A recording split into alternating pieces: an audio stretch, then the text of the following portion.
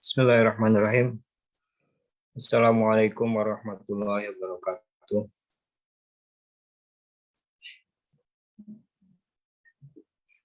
Alhamdulillahirabbil alamin. Wassalatu wassalamu ala nabiyina Muhammad wa ala alihi wa sahbihi wa man tabi'ahum bi ihsanin ila yaumiddin, amma ba'd. Hadirin, alhamdulillah pada malam hari ini kita bisa kembali berjumpa di dalam kajian ilmiah online untuk membahas fikih manasik haji yang akan disampaikan oleh Al-Ustadz Abu Hamzah hafidhahullah ta'ala. Insya Allah kajian nanti akan berlangsung sekitar 30 menit dan nanti sisa waktunya silakan Bapak-bapak dan Ibu-ibu bisa menyampaikan pertanyaan-pertanyaan apabila ada pertanyaan yang ingin disampaikan. Tafadhal kepada Ustadz Abu Hamzah untuk memulai kajian.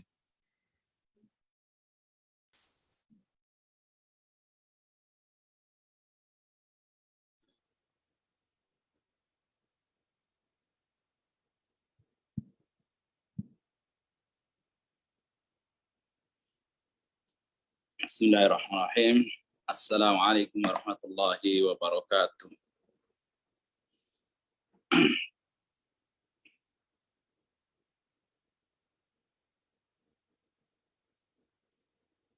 Innal hamdalillah nahmaduhu wa nasta'inuhu wa nastaghfiruh wa na'udzu billahi min shururi anfusina wa sayyiati a'malina. May yahdihillahu fala mudilla lahu wa may yudlil fala hadiya lahu. Wa asyhadu an la ilaha illallah wahdahu la syarika lah wa asyhadu anna Muhammadan abduhu wa rasuluhu wa ba'd. Ikhwani wa akhwati rahimani wa rahimakumullah, kita akan melanjutkan kajian kita tentang manasik al-hajj. Sebelum kita lanjutkan tentang bahasan berikutnya, sedikit mengkaji atau mengulang pembahasan kemarin soal syarat atau syurutul hajj, syarat-syarat haji. Yang pertama adalah al-Islam, syarat-syarat haji. Nah, syarat dijelaskan ulama ada 3 macam, ya. Nanti dari 5 ini terbagi menjadi 3 macam daripada jenis syarat haji ini. Yang pertama, syarat yang pertama adalah Islam, yang kedua al-aql, ya, yang kedua adalah berakal,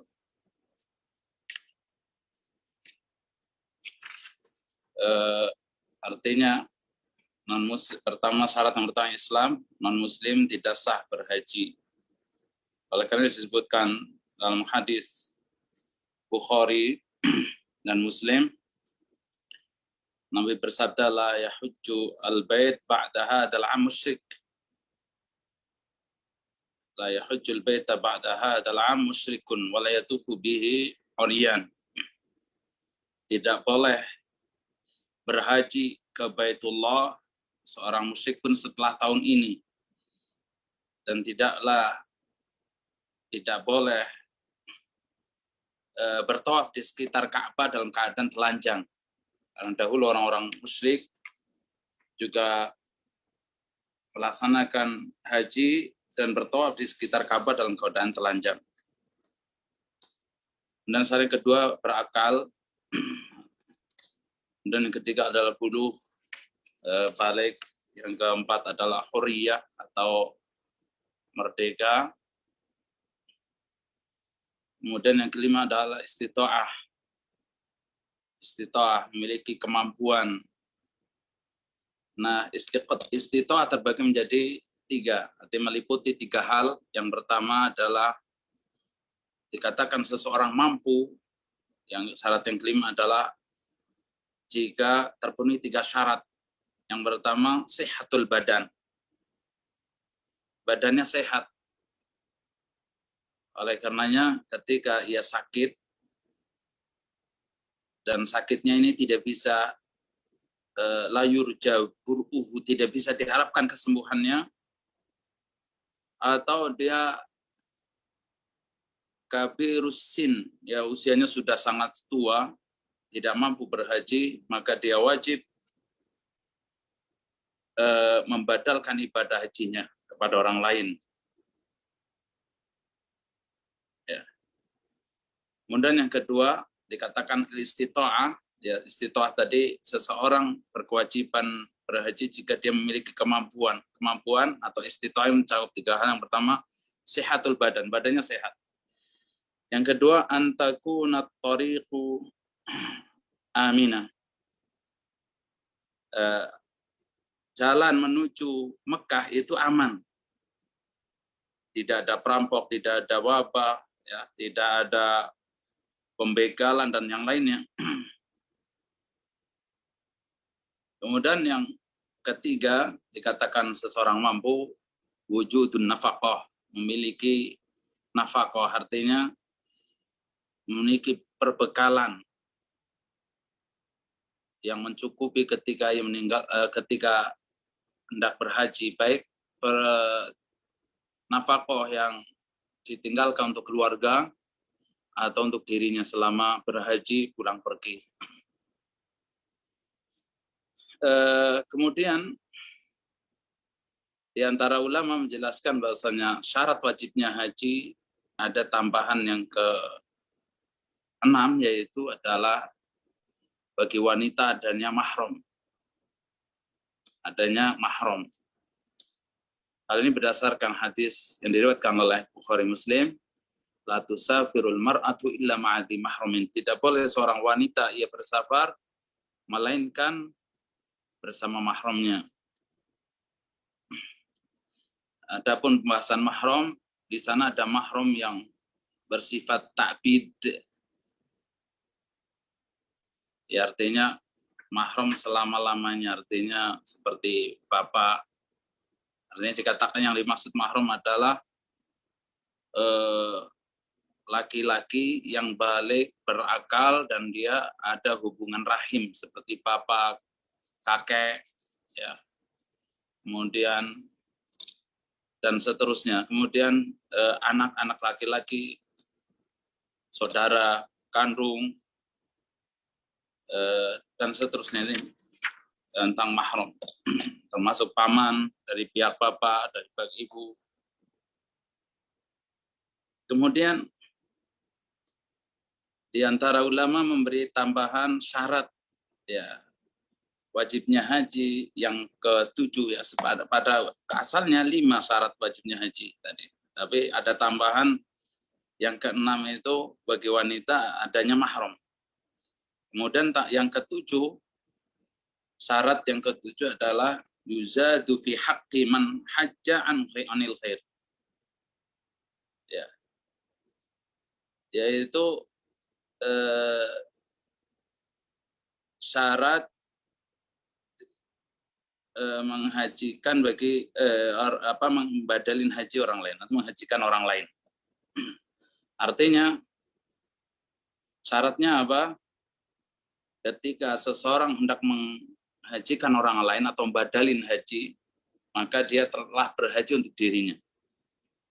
Telah berhaji untuk dirinya, artinya dia telah melaksanakan rukun Islam yang kelima, atau disebut Hajjatul Islam, haji Islam atau haji fardhu.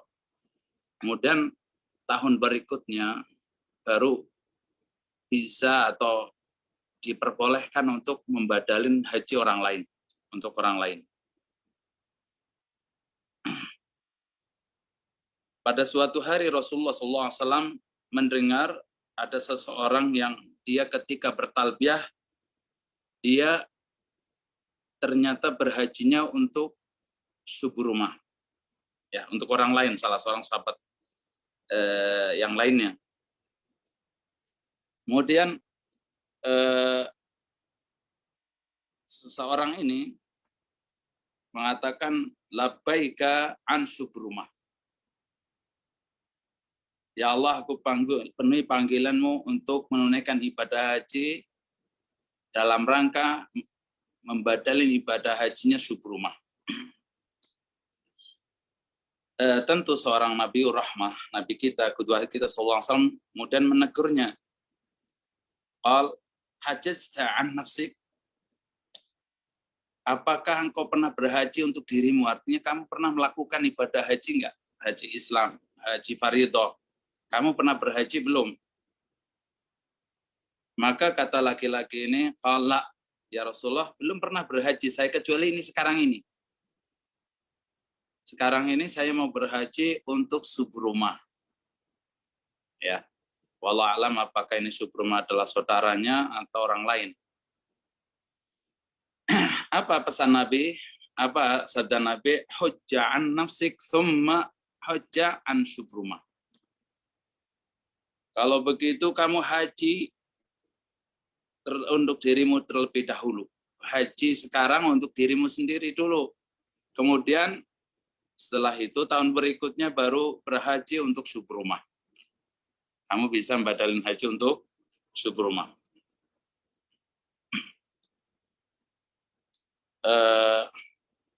Artinya seandainya seorang muslim berhaji untuk orang lain padahal dia belum berhaji, maka jelaskan ulama Syekh Shalal Fauzan, walau hajja an ghairi qabla yahujja an nafsi inqalabatil hajjatu lahu. Seandainya seseorang berhaji untuk orang lain padahal dirinya belum pernah berhaji, maka otomatis ibadah haji itu kembali untuk dirinya orang yang berhaji itu sendiri. Karena ini merupakan ahkam al-qahriyah, hukum-hukum yang sudah menjadi paksaan atau suatu keharusan yang tidak mempengaruhi niat tersebut. Berdasarkan hadis ini, bahwasanya ketika seorang dia berniat berhaji, bertalbiyah berhaji untuk orang lain, kemudian dirinya belum pernah berhaji, ini menunjukkan bahwasanya disyariatkannya, diperbolehkannya badalin ibadah haji orang lain selagi dirinya pernah berhaji. Oleh karenanya, sungguh disayangkan kalau ada seorang ustadz berfatwa ya, atau mengeluarkan sikap atau menjelaskan kepada kaum muslim bahwasanya tidak ada dalilnya kalau menghajikan atau membadali ibadah haji atau umroh untuk orang lain. Ya. Kalau ada seorang ustadz mengatakan apa tidak ada dalilnya, yang ada adalah yang diperbolehkan hanya anak membadalin orang lain karena anak adalah hasil dari usaha atau ya dari hasil usaha orang tua. Hadis ini sahih ya, bahwasanya ada seseorang yang dia ingin membadal ibadah haji untuk orang lain, namun ternyata dirinya belum pernah berhaji. Nabi menegurnya agar ia berhaji untuk dirinya terlebih dahulu, kemudian baru berhaji untuk orang lain. Di sini disampaikan oleh Syekh Nasruddin Al-Albani. Hadis diriwayatkan oleh Imam Ibnu Majah dan disahkan oleh Syekh Nasruddin Al-Albani. Kemudian ikhwani wa akhwati rahimakumullah, wa tanqasimu hadhihi syurut ila thalathati aqsam. Tadi jelaskan oleh Syekh Profesor Dr. Shalih Al-Fauzan bahwasanya syarat wajibnya haji ada 7 ya. Para ulama sepakat 5, kemudian ada tambahan 2. Yang tambahan pertama adalah bagi wanita adanya mahram ketika berhaji atau umroh. Yang tambahan kedua adalah ketika ingin badalin haji untuk orang lain, dia mesti harus sudah berhaji terlebih dahulu. Haji untuk dirinya. Maka 7 syarat ini terbagi menjadi 3 macam. Di sana ada yang dikatakan syartu wujubin wasihah. Yang pertama, dari 7 syarat-syarat wajibnya haji ini terbagi menjadi 3. Yang pertama, syarat wajib dan sehatnya haji, sahnya ibadah haji tersebut. Syarat wajib dan sahnya ibadah haji tersebut. Apa itu? Yang pertama adalah Islam dan berakal. Jadi Islam dan berakal. Seandainya orang kafir atau orang gila berhaji, maka tidak sah hajinya, ya. Dan orang kafir, orang gila tidak berkewajiban haji, dan seandainya berhaji tidak sah. Jadi lam yujib alaihil hajj, lam yajib alaihil hajj wa lam yasih min. Jadi tidak wajib berhaji orang kafir dan orang gila, dan seandainya berhaji orang kafir, orang gila, maka tidak sah. Ini pembagian yang pertama, itu syarat wajib dan sahnya ibadah haji. Yang kedua, syartu wujubin wa ijza. Syarat wajib dan ijza. Ijza itu artinya mencukupi atau mewakili atau dikatakan sah juga. Ya, sah, syartu wujubin wa ijza, yaitu siapa mereka? Wa huwal bulugh wal hurriyah. Artinya syarat haji adalah harus balik, kemudian merdeka. Berarti syarat apa? Dikatakan tadi syarat yang ketiga dan keempat, al-bulugh wal hurriyah. Nah, ini adalah syarat wajib dan ijza. Artinya apa? Falau hajja as-saghir wal 'abd lam yajib wa lam yujzi walakinnahu sahih. Ya, di sini katakan yang kedua syarat wajib dan ijza. Maksudnya seandainya anak kecil yang belum balik, seandainya seorang budak mereka berhaji, ya hakikatnya ya mereka tidak wajib berhaji, tetapi seandainya berhaji, hajinya sahih, tetapi walam yujzi, ya walam yujzi, jadi hajinya sahih, hajinya sah. Seandainya ada anak kecil berhaji, maka hajinya sah. Walam yujzi, tetapi hajinya tidak mencukupi atau artinya mewakili atau menggantikan kewajiban dia sebagai seorang muslim. Artinya ketika balik nanti wajib dia berhaji setelah balik, karena ini syarat wujub wa ijza. Ya. Jadi anak kecil yang belum balik, kemudian seorang budak itu tidak berkewajiban melaksanakan ibadah haji. Dan seandainya berhaji, lam yujzi. Lam yujzi itu artinya tidak menggugurkan kewajiban dia sebagai seorang muslim atau seorang muslimah. Akan tetapi seandainya berhaji, hajinya sah. Hajinya sah. Seandainya anak kecil ini berhaji, hajinya sah, kan tetapi ketika ia balik wajib dia berhaji menunaikan rukun Islam yang kelima. Artinya dia belum melaksanakan rukun Islam yang kelima walaupun sudah berhaji. Oh, ini ada haji cilik. Ya, itu sudah haji. Hajinya sah. Orang tua dapat pahala. Namun ketika ia balik wajib dia berhaji kembali. Ya, kemudian begitu pula seorang budak. Seandainya ia berhaji, maka dapat pahala atau hajinya sah. Akan tetapi ketika ia sudah merdeka, ia wajib berhaji lagi, kan? Bukan sekedar sunnah, bahkan wajib.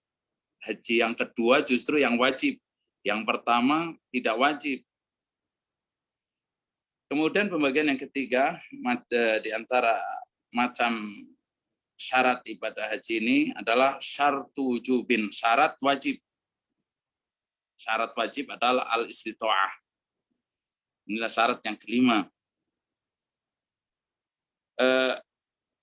Masuk kategori memiliki kemampuan di sini adalah termasuk wanita.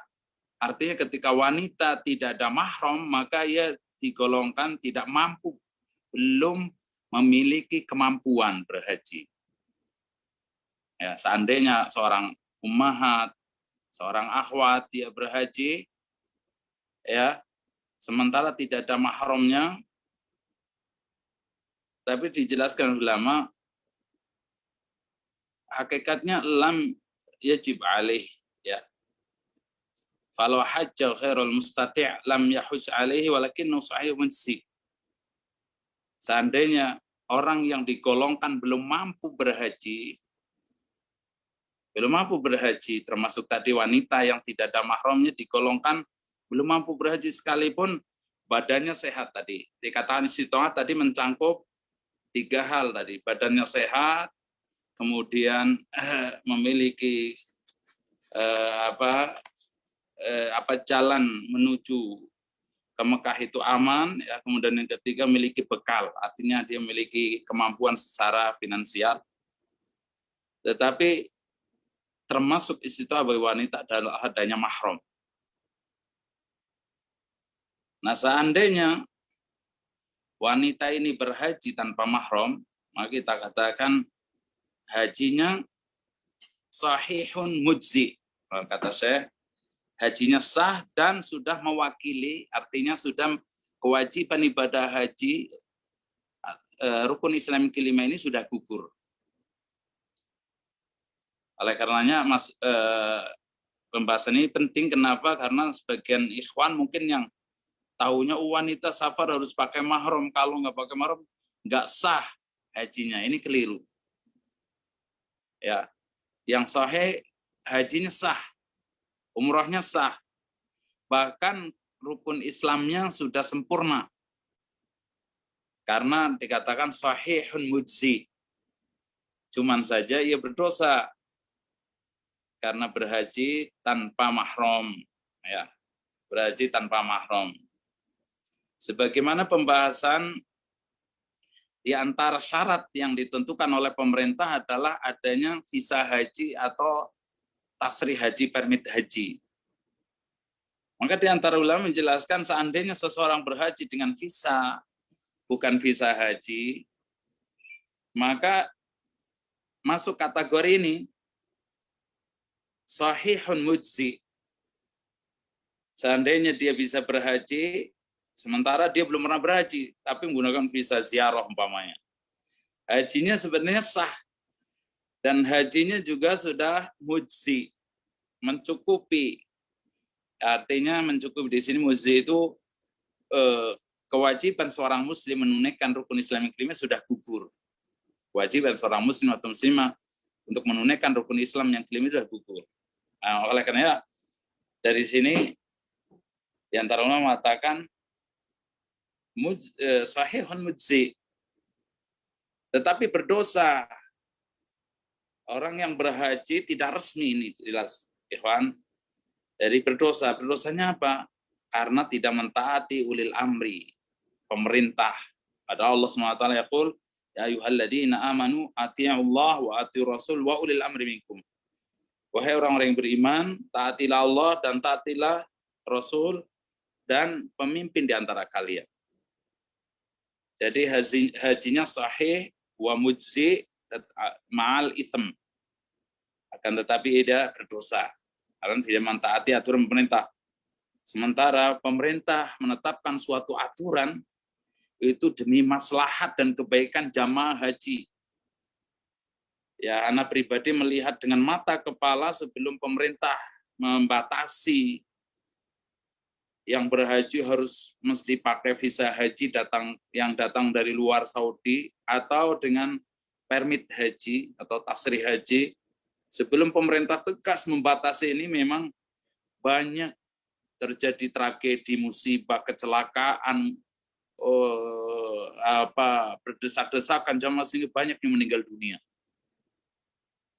Ya, makanya saya katakan saya tidak tidak mendukung, ya, tidak setuju, ya, tidak sreg ya kalau ada ikhwan yang semangat sekali untuk mengajak kaum muslimin berhaji dengan visa ziarah atau kunjungan, apapun bentuk visanya, karena pemerintah melarangnya. Dan itu pun ada hukuman ya, pemerintah sampai tegas memberikan iqab, hukuman bagi yang berhaji tanpa visa haji atau tasrih haji. Bagi antum ikhwan, bagi para pelajar yang telah mendapatkan beasiswa full, sangat disayangkan seandainya nekat. Karena sangat mungkin ketika ketangkap, ya, tidak lolos, ya ketangkap, maka akan kena blacklist, ya, kena denda, dan tidak bisa melanjutkan belajarnya kembali, kuliahnya kembali. Ikhwani wa akhwati rahimakumullah, dari sini jelaslah bahwa syarat wajibnya haji itu ada 5, kemudian ada tambahan 2, ya, kalau 5 ini sudah menjadi kesepakatan para ulama, ya. Kemudian ada tambahan 2, yaitu adanya mahram bagi wanita. Kemudian syarat berikutnya adalah ia telah berhaji bagi yang ingin badalin haji, ya. Kemudian syarat-syarat ini terbagi menjadi 3. Di sana ada yang sifatnya syarat wajib dan sahnya ibadah haji, itu Islam dan berakal. Artinya seandainya seorang kafir atau orang yang tidak sehat berhaji, maka hajinya memang mereka tidak berkewajiban haji, dan seandainya berhaji tidak sah. Kemudian yang kedua adalah syarat wajib dan ijza. Syarat wajib dan ijza. Siapa mereka? Golongan al-bulugh wal huriyah. Syaratnya adalah balik dan merdeka. Artinya seandainya anak kecil dan budak sahaya atau hamba sahaya berhaji, ya, hajinya sahih, sah, akan tetapi tidak mewakili atau tidak menjadi gugur kewajiban dia sebagai seorang muslim atau muslimah. Artinya ketika sudah balik, artinya ketika seorang budak sudah merdeka, maka dia wajib berhaji. Haji yang kedua, itulah yang fardhah, yang wajib, haji Islam. Kemudian yang ketiga adalah syarat wujub, yaitu adalah al-istita'ah, yaitu memiliki kemampuan. Nah, termasuk kategori dikatakan mampu bagi wanita adalah jika ada ia berhaji atau berumrah bersama mahramnya. Seandainya terpaksa, memang nggak ada harapan kayaknya ada mahram, nekat berangkat saja. Alhamdulillah di antara travel ada yang menerima haji tanpa mahram, ya. Hajinya sahih, hajinya sah. Bahkan rukun kewajiban rukun Islam yang kelima, ya, telah gugur. Artinya ia telah sempurna melaksanakan rukun Islam yang kelima. Yes. Akan tetapi ia berdosa karena berhaji tanpa mahram, karena Nabi sallallahu alaihi wasallam yaqul la tusafiru al-mar'atu illa wa ma'adhi mahramin. Tidak boleh seorang wanita bersafar melainkan bersama mahramnya. Hadis muttafaqun alaih. Wallahu a'lam bishawab. Yang mungkin kita kaji pada pertemuan kali ini, dan berikutnya saya serahkan kepada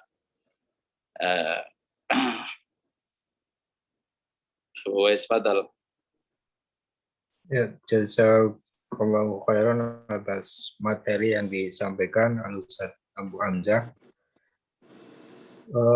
Sesi berikutnya untuk tanya jawab, kami persilakan bagi para peserta yang ingin menyampaikan pertanyaan, bisa secara langsung melalui suara, bisa di unmute atau di open mic, atau bisa lewat chat room, bisa lewat tulisan.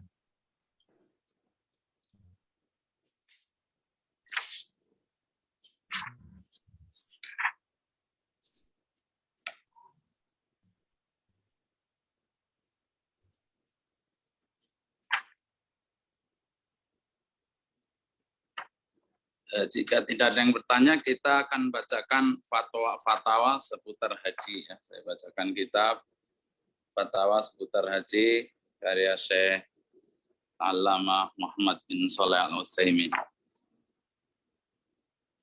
Iya. Ya, Nggak Fadol ada sambil Baik. menunggu.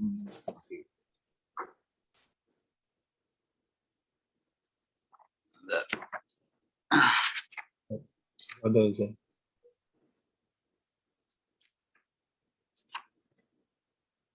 Salah 599.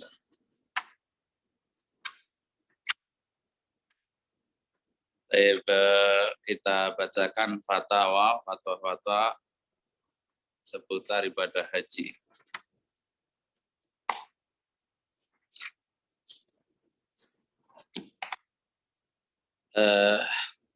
As-sa'il yaqul idza hajja man la yusalli wa la yasum fama hukmu hajjihi wa huwa ala tilkal hal wa hal yaqdi ma taraka min al-ibadat idza taba ila Allah azza wa jalla. Sang penanya menanyakan apabila seseorang berhaji tetapi dia tidak sholat, ya, dan tidak berpuasa. Ya, ini banyak orang, masya Allah, luar biasa perjuangan mendapatkan bisa berhaji, tetapi dia tidak sholat. Walayasum, tidak berpuasa. Bahkan juga di antara jamaah haji ada yang meninggalkan sholat. Sebenarnya sholat 5 waktu, tetapi ketika safar, ketika di pesawat nggak sholat, ketika sedang safar nggak sholat. Ya, dia berhaji, tadi tidak sholat, tidak puasa, apa hukum hajinya? Sedangkan dia dalam kondisi seperti itu, apakah dia wajib mengqadha apa yang tinggalkan dari ibadah-ibadah tersebut setelah ia bertobat kepada Allah Azza wa Jalla? Al-jawab ala Syekh Al-Allamah Muhammad bin Shalih Al-Utsaimin rahimahullah, tarkus sholati kufrun mukhrijun 'anil millati mujibun lil khuludi fin nar. Meninggalkan sholat merupakan sebuah kekufuran yang mengeluarkan seseorang dari agama Islam ini dan dia mesti kekal di api neraka. Sebagaimana hal itu dijelaskan dalam Alkitab wa Sunnah, dalam Al-Quran dan Sunnah, wa qaulu salaf rahimahumullah, dan perkataan para ulama salaf. Wa ala hadha fa hadha ar-rajul alladhi la yusalli la yahilu lahu ay yadkhula Makkah. Dan berdasarkan hal ini, lelaki yang tidak sholat, dia berhaji tapi tidak sholat, tidak halal baginya memasuki kota Makkah. Ya, karena Allah Subhanahu wa taala dalam surah At-Taubah ayat 28 yaqul ya ayyuhalladzina amanu innamal musyrikuuna najasun fala yaqrabul masjidal harama ba'da 'amim hada. Wahai orang-orang yang beriman, sesungguhnya orang-orang musyrik adalah najis, maka janganlah mereka diperbolehkan memasuki Masjidil Haram setelah tahun ini. Wa hajju wa huwa la yusalli ghairu mujzi wala maqbul. Dan hajinya orang yang tidak sholat, ya, dan hajinya sementara ia tidak sholat, hajinya tidak mujzi. Mujzi tadi tidak menggugurkan kewajiban dia sebagai seorang muslim. Artinya belum sempurna rukun Islamnya, wala makbul, dan tidak diterima, tidak sahih, tidak sah. Kenapa? Wadzalika li'annahu waqa'a min kafir. Karena hal itu terjadi pada diri seorang kafir. Wal kafir la tasihhu minhu al-ibadat. Sementara orang kafir, ibadah-ibadah orang kafir itu tidak sah. Sebagaimana tadi syarat wajibnya ibadah haji adalah al-muslim. Kafir nggak wajib, karena seandainya ibadah pun nggak sah. Ya, hal ini Allah Subhanahu Wa Taala firmankan dalam surah At-Taubah ayat yang ke-54, wa ma mana'ahum an tuqbala minhum nafaqatuhum illa annahum kafaru billahi wa birasulihi wa la ya'tuna as-salat illa wa hum kusala wa la yunfiquna illa wa hum karihun. Dan tidaklah ada yang menghalangi diri mereka untuk diterima nafkah mereka di antara mereka, melainkan karena mereka kafir kepada Allah dan Rasul-Nya. ya amal kebajikan orang kafir tidak akan diterima sekali karena mereka kafir kepada Allah dan Rasul-Nya. Dan tidaklah mereka melaksanakan ibadah sholat melainkan mereka dalam keadaan kusala, bermalas-malas.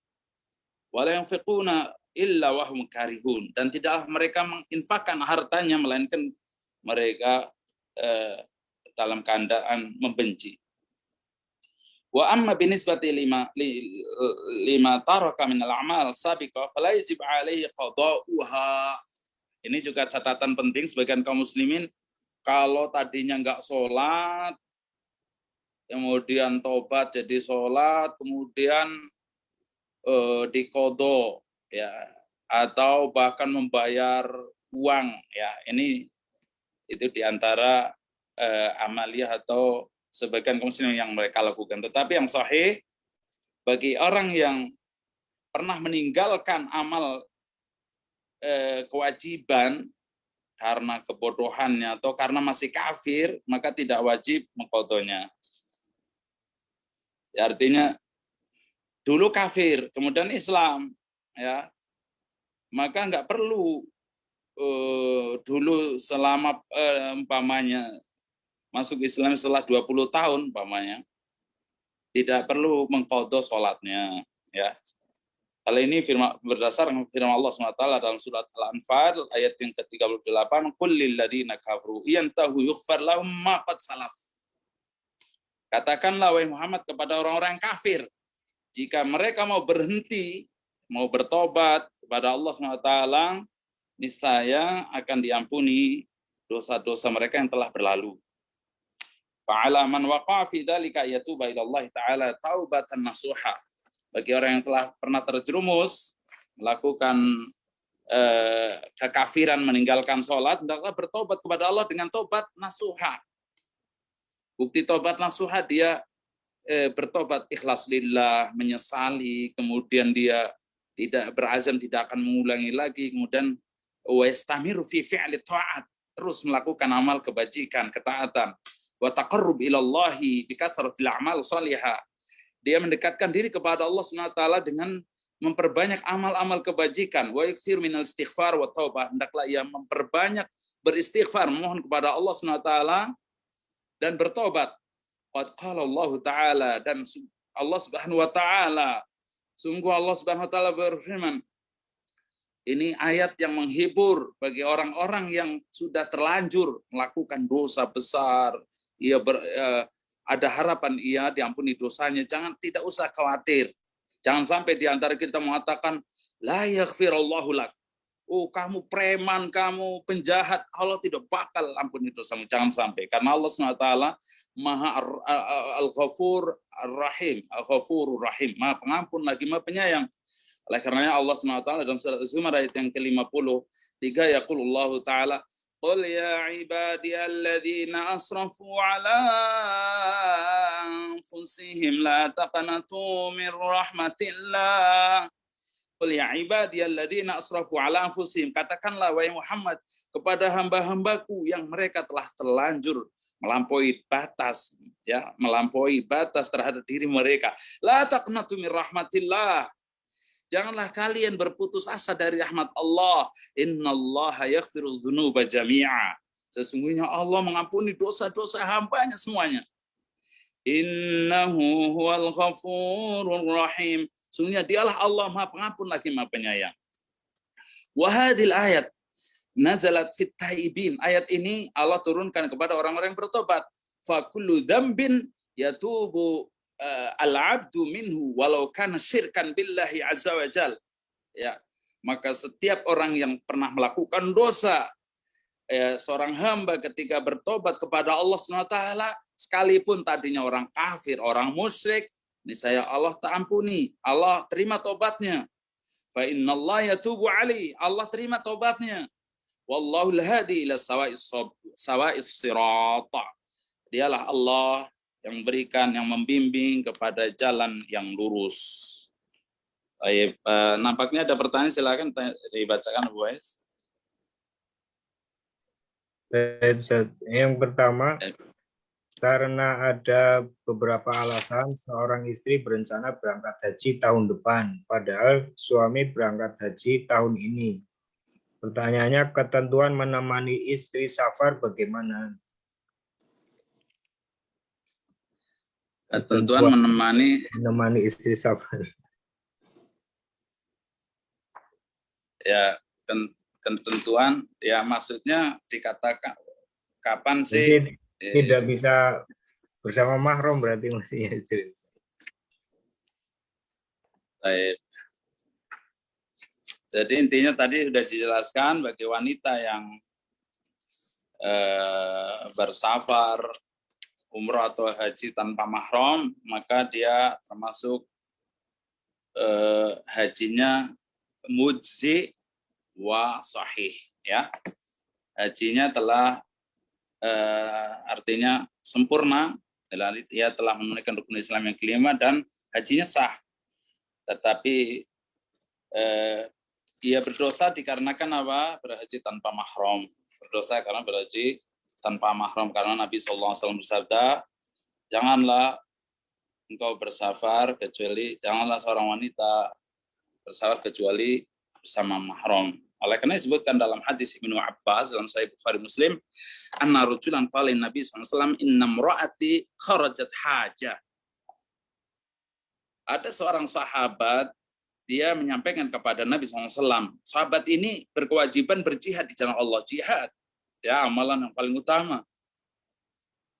Kemudian dia menceritakan, ya Rasulullah, sesungguhnya istriku, ia keluar berhaji. Dia pergi haji istriku nih, nggak ada mahramnya. Sementara saya berkewajiban untuk fi ghazwati kada. Sementara saya berkewajiban untuk ikut serta perang. Ya. Wow, perang, membela Islam, membela li'ilai kalimatillah, ya. Afdhalul a'mal al-jihad fi sabilillah.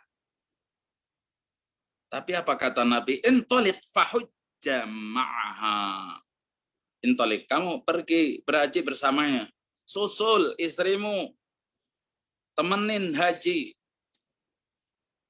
Ya, temenin haji. Jadi padahal dia suaminya berkewajiban berjihad. Jadi hendaklah saya katakan nasihat anak, berusaha semaksimal mungkin, ya, berhaji bersama mahram. Kalau memang kondisi keadaan tidak memungkinkan, ya tadi di antara ulama berfatwa apa? Hajinya mujzi wa sahih. Berarti kewajiban rukun Islam yang kelima sah, ya, artinya dia sempurna, hajinya kemudian sahih.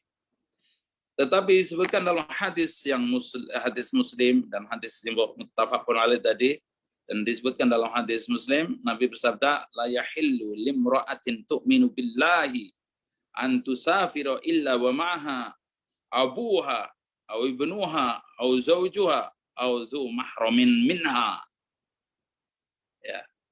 Tidak halal bagi seorang wanita yang beriman kepada Allah, ia bersafar kecuali bersamanya bapaknya, karena mahramnya itu bapak, atau anak laki-lakinya, kalau bapak enggak bisa, atau bersama zaujuha, sesama suaminya dong, atau bersama mahram darinya, ya, yang masih ada hubungan mahram. Ini pesan Nabi, ya, pesan Nabi, tidak boleh kita remehkan, ya, tidak boleh kita remehkan. Seyogianya bagi travel umroh dan haji memberikan syarat, kami tidak memberangkatkan haji bagi akhwat yang tidak ada mahramnya, kecuali, ya, bisa dijelaskan alasan yang sangat darurat, ya, memang keluarganya kafir semuanya umpamanya, ya, keluarganya kafir semua, nggak ada mahram yang bisa nemaninya. Bahkan dia ulama menjelaskan, seandainya wanita yang tidak ada mahram kemudian tidak berhaji karena nggak ada mahram, menunggu mahram nggak ada, ya, nikah lagi barangkali, maaf, sudah tua, nggak ada yang mau barangkali, ya. Seandainya tidak berhaji karena nggak ada mahram, maka dia tidak berdosa, karena itu dikatakan syurut wujub. Syurut wujub, mahram itu syarat wajib. Ketika safar wajib bersama mahram. Seandainya wanita ini qadarullah sampai mati tidak ada mahram, padahal secara fisik kuat berhaji, secara materi mampu, ya, secara materi mampu, tetapi hanya kurang satu syarat. Tadi nggak ada mahramnya. Seandainya tidak sempat berhaji kan nggak ada mahram, maka ia tidak berdosa. Tapi seandainya nekat berangkat haji, hajinya sah, namun dia berdosa. Wallahu a'lam. Ada lagi tadi, ada pertanyaan lagi yang lain? Ada dua Halo, Bu, pertanyaan lagi. Ya. Ya, silakan. Assalamualaikum warahmatullahi wabarakatuh. Afwan Ustadz, bagaimana hukumnya orang yang pernah berumroh tapi tidak secara syar'i? Alhamdulillah sekarang sudah mengerti, ternyata ada beberapa yang tidak sesuai dengan tuntunan Nabi. Ya, kalau pembahasan kemarin kita sampaikan bahwa dikatakan haji yang mabrur, umroh yang mabrur itu ketika kita berhaji ikhlas lillah, itu yang pertama. Yang kedua, sesuai tuntunan Nabi. Mungkin sebelum kenal sunnah, sebelum ngaji, hajinya atau umrohnya itu asal-asalan kan begitu ya, ikut-ikutan orang ya, sama sekali tidak ada tuntunan dari Nabi ya. Ya kita katakan apa yang Nabi kabarkan apa? Man amila amalan laisa alaihi amruna fahuwa rad. Ya, barang siapa yang beramal suatu amalan tidak ada contoh dari kami, maka tertolak. Ya, tertolak. Artinya maaf, dulu ketika kita beribadah, asal ibadah yang ikut-ikut, belum tahu ilmunya, gimana Allah menerima? Ya, lawang ibadahnya aja nggak berdasarkan ilmu, nggak ada contoh dari Nabi. Nabi juga sudah mengingatkan jauh-jauh, man amila amalan laisa alaihi amruna fahuwa rad. Barang siapa yang beramal suatu amalan tidak ada contoh dari kami, maka tertolak. Hadis jelas sekali, hadis Muslim, hadis sahih. Ya, makanya bukti keadilan Allah Subhanahu Wa Taala kepada hambanya adalah Allah menilai kita ini apa? Innallaha la yanzuru ila suwarikum wala ajsamikum. Dalam riwayat lain, wala amwalikum, walakin yang turu ila qulubikum wa amalikum. Sesungguhnya Allah tidak memandang, tidak menilai bentuk rupawan kalian, tidak menilai, tidak memandang apa harta kalian, jasad kalian, tetapi yang dinilai Allah adalah qulubikum wa amalikum, hati kalian, sejauh mana keikhlasan kita dalam ibadah. Wa amalikum, sejauh mana amal ibadah kita, sejauh mana kita meniru Nabi dalam ibadah.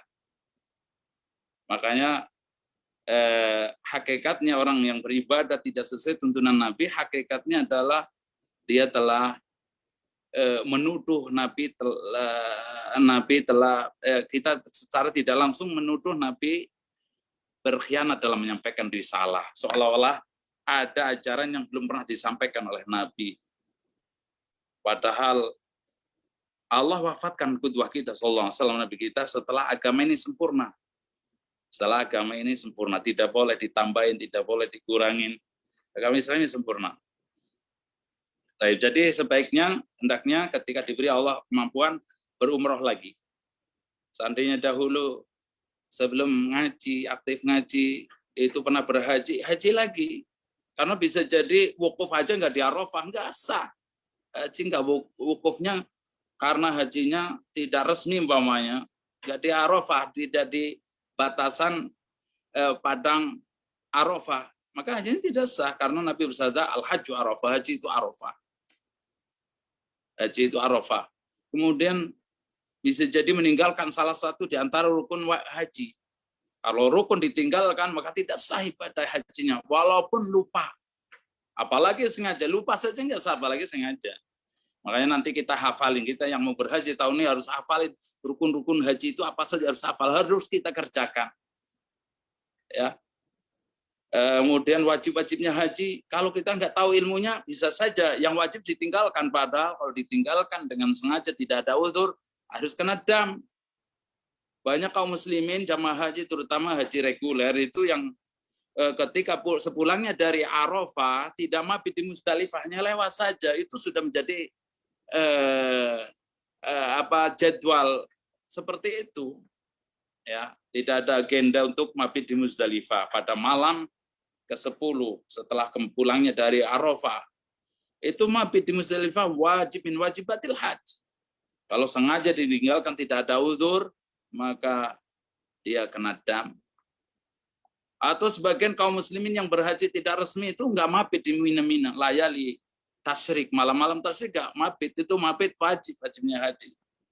Nah, artinya kesimpulannya bagi ikhwan akhwat yang sebelum ngaji pernah berumroh atau haji, semoga Allah, saya doakan Allah berikan kemampuan untuk bisa berumroh kembali atau berhaji sehingga hajinya sah, ya, sehingga syurutul wujub dan syurut tusihah, ya, syarat wajib dan syarat sahnya haji terpenuhi. Bukan hanya syarat wajib saja, tetapi syarat wajib dan syarat sahnya haji terpenuhi. Sehingga semoga mendapatkan apa yang Nabi janjikan, al-hajjul mabrur laisa lahu jazaa'un illal jannah. Yang mabrur tidak ada balasan selain surga. Baik, ada satu lagi tadi. Iya, dari Abu Ibrahim. Afwan Ustadz, kalau mau badalin haji orang tua lewat orang yang sudah berhaji dan uangnya patungan dari anak-anak yang belum berhaji, bisa enggak ya Ustadz?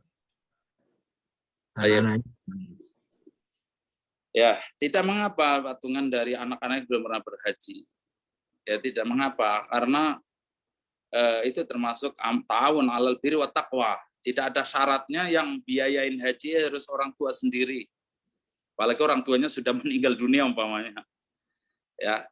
Maka termasuk birrul walidain, termasuk berbakti kepada kedua orang tua adalah ketika orang tua belum pernah berhaji, anak-anak sepakat gotong royong ta'awun 'alal birri wat taqwa ngumpulin dana untuk biaya haji yang resmi. Ya, termasuk fenomena atau realita yang sangat disayangkan sebagian kaum muslimin semangat untuk mencari siapa yang bisa badalin haji tapi yang murah, ya, yang murah. Iya, kalau murah amanah atau mungkin gratis orangnya amanah, nggak masalah. Tapi kadang nggak amanah. Dia menerima murah tapi ternyata dia sekali berangkat haji badalin 10 orang. Oh ya, badal haji lewat saya hanya 10 juta atau 5 juta, bodolin 10 orang sekali berangkat haji. Dan itu terjadi. Bahkan tahun kemarin ada seorang ustadz, tolong Ustadz Abu Hamzah, tolong, ini anak dapat amanah tahun yang lalu, ya, sebelum corona ini, supaya badalin haji, carikan yang bisa badalin. Di mereka itu tadinya sudah laporan, dana sudah diterima, laporannya sudah haji. Tapi setelah saya teliti videonya, ternyata video hajian tahun sebelumnya. Setelah diisut, ngaku kalau itu nipu, gitu ya, nipu. Jadi sebenarnya belum dibadalin, gitu kan. Ya, itu terjadi. Jadi memang luar biasa fitnah harta. Oleh karenanya, hendaklah yang tadi keluarga atau anak-anak yang ingin badalkan haji untuk orang tuanya atau saudaranya, tadi hendaklah harus selektif milih orang yang akan beri amanah ini amanah tidak, ya, tahu ilmunya enggak tentang manasik haji. Ini penting sekali, bukan hanya sekedar mampu atau mau atau pernah berhaji, tapi terpenting lagi tahu manasik haji enggak. Kemudian juga hajinya resmi enggak, karena kalau enggak resmi, maaf saja, itu enggak sempurna. Ya, kalau nggak resmi itu nggak sempurna. Loh, kok bisa begitu? Iya, karena terkadang mereka terpaksa harus nggak pakai baju ihram, kadang nggak bisa mabit di Muzdalifah, kadang nggak bisa mabit di Mina, gitu ya. Jadi ada sebagian amal-amal ibadah haji yang mesti ditinggalkan kalau nggak resmi itu. Berbeda zaman dahulu sebelum wajib orang yang berhaji pakai visa haji datang ke Saudi bagi yang dari luar Saudi atau permit haji bagi yang sudah punya iqamah, mungkin dulu tetap sempurna insya Allah, ya, walaupun datang dengan visa ziarah, kunjungan keluarga, kunjungan bisnis, kunjungan personil dan yang lainnya. Tapi sekarang, ya, dari di bandara saja, maaf saja di Jakarta sudah takut, di perjalanan ini ada handlingnya enggak, ada pengawalnya enggak, pengawal, ya, pengawalnya. Ketika di Mekah Ustaz, ada yang Capriana, Ustaz, ada nggak tim handling dari Riyadh ke Mekah ini? Kami kan nggak punya visa haji, kami nggak ada permit haji ini, ada nggak? Saya bilang maaf, nggak ada. Ya mungkin kalau saya cari-cari ada informasi, tapi nggak mau saya tahun seperti itu. Maaf seperti itu. Ya. Kemudian ketika nyampe Mekah, yuk, yang aman nginep di mana, hotel mana. Kemudian ketika mau kumina ke Arafah, tidak nyaman kalau tidak resmi. Ya ikhwani fiddin rahimakumullah, barangkali itulah yang saya sampaikan. Wallahu a'lam bishawab. Sallallahu alaihi wasallam. Assalamualaikum warahmatullahi wabarakatuh. Saya kembalikan kepada moderator. Ya. Alhamdulillah, kajian sudah kita lewati pada malam hari ini, dan insya Allah besok kalau tidak ada halangan, mudah-mudahan kita bisa bertemu kembali untuk melanjutkan kajian tentang fikih manasik haji. Kita tutup kajian pada malam hari ini dengan doa kafaratul majelis. Subhanakallahumma bihamdika asyhadu an la ilaha illa anta astaghfiruka wa atubu ilaik. Assalamualaikum warahmatullahi wabarakatuh. Assalamualaikum warahmatullahi wabarakatuh.